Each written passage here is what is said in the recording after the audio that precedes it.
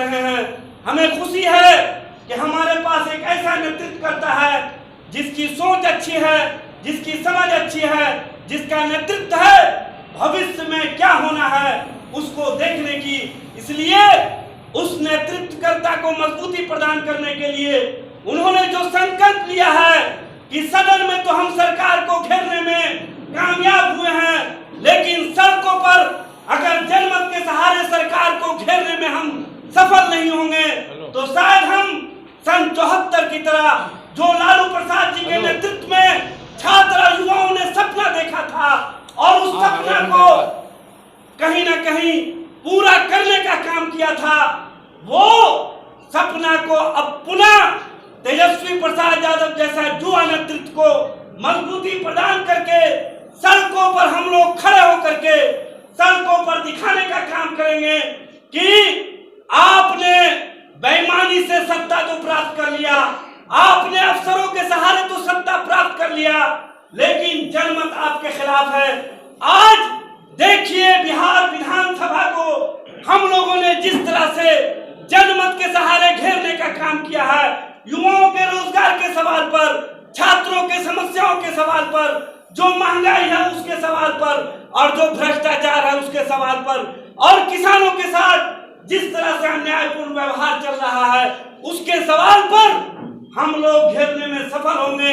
लेकिन सफल तभी हो सकते हैं जब हम पूरे मन से वहां तक पहुंचने का काम करेंगे जहां से हमें नेतृत्व देने का काम करेगा और वहां पर पहुंचेंगे जो सन 74 में जेपी ने सपना देखा था देश और बिहार में परिवर्तन का, उस सपना का संकल्प लेकर के जेपी के प्रतिमा स्थल गांधी मैदान पहुंच करके हम लोग पुनः संकल्प लेने का काम करेंगे और बताने का काम करेंगे कि फुलवारी शरीफ का जो नेतृत्व करता है श्याम रजक, इसने हमेशा फुलवारी को एक दिशा और राजनीतिक पहचान देने का काम कि बिहार विधानसभा का जो घेराव होगा वो श्याम रजक जी की अगुवाई में फुलवारी प्रथम नंबर पर रहेगा। इस बात को मैं विश्वास कराना चाहता हूँ, इस बात को गारंटी देता हूँ कि जिस तरह कैसनवर आपके एक आवाज पर मुल्क में मिटने और मरने का काम करता था, आइंदा भी करते रहने का काम करेगा।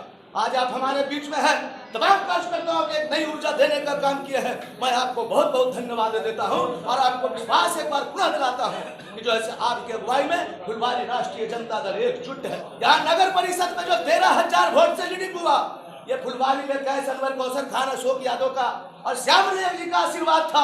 तो यहाँ 13,000 से कभी राष्ट्रीय जनता दल नहीं था, लेकिन हम लोगों ने दिखाया कि राष्ट्रीय जनता दल पूरी तरह गठबंधन के लिए ईमानदार है। 6800 वोट से हमारे बड़े भाई सबसे ज्यादा लीड किए थे एक समय में नगर परिषद में, लेकिन इस बार श्याम रजक जी के आह्वान पर आले को यहाँ गोपाल रविदास को हम लोगों ने 13,632 वोट से सिर्फ नगर में लीड दिलाने का काम क्या के लिए बैठे। देखिए, केंद्र सरकार और राज्य सरकार के कारनामों से इस देश में और इस राज्य में बेरोजगारी, महंगाई चरम सीमा पर बढ़ती जा रही है। ये समस्याओं का मकर जाल बढ़ता जा रहा है।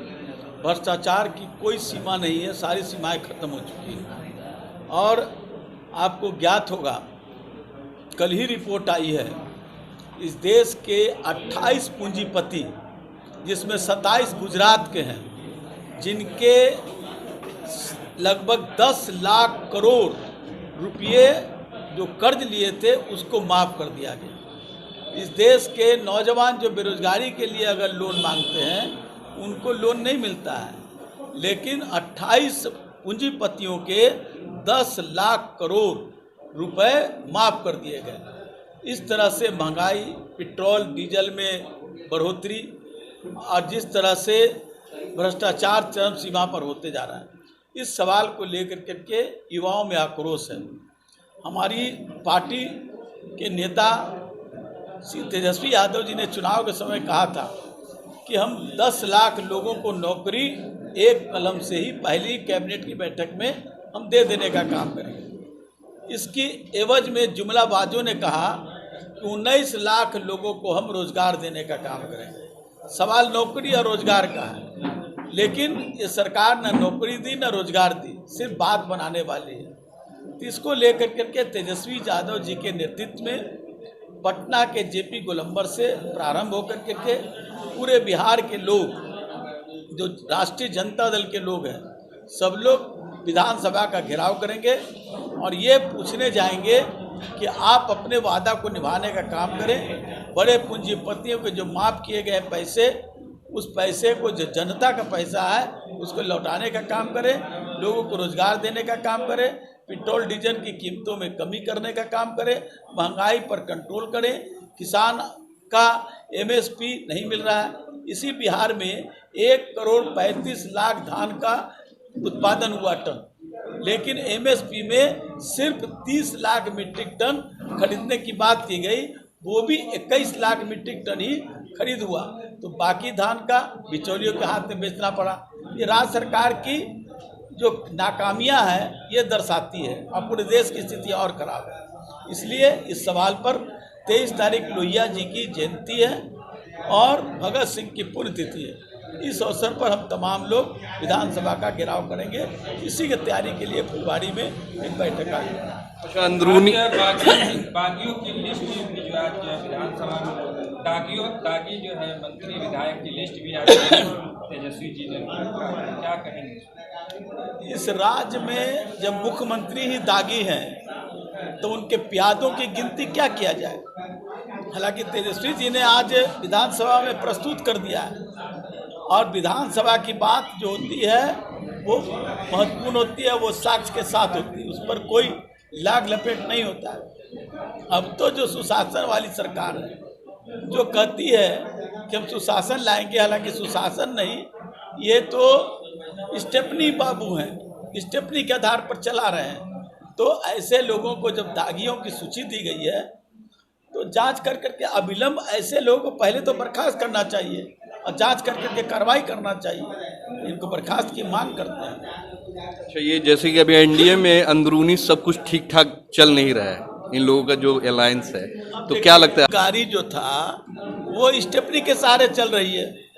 अब स्टेपनी बाबू बन गए नीतीश कुमार, अब मूल गाड़ी चुपचाप बैठी हुई है, मूल गाड़ी स्थायी है, स्थिर है।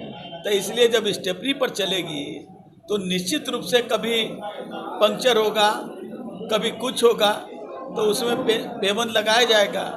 तो जो एनडीए में कई तरह की बातें हैं वो सब पर्दाफाश होगा, और अपने आप अपने ताश के पत्तों की तरह, जो ताश के पत्तों का महल होता है, उसी की तरह ये गिरेगा। कितने वक्त लगेगा? मुझको इससे कोई चिंता नहीं। हमारी चिंता है कि इस राज्य की व्यवस्था को ठीक किया जाए, नौजवानों की आकांक्षा को ठीक किया जाए, और किसानों की जो दर्द है उसको मरहम लगाया जाए।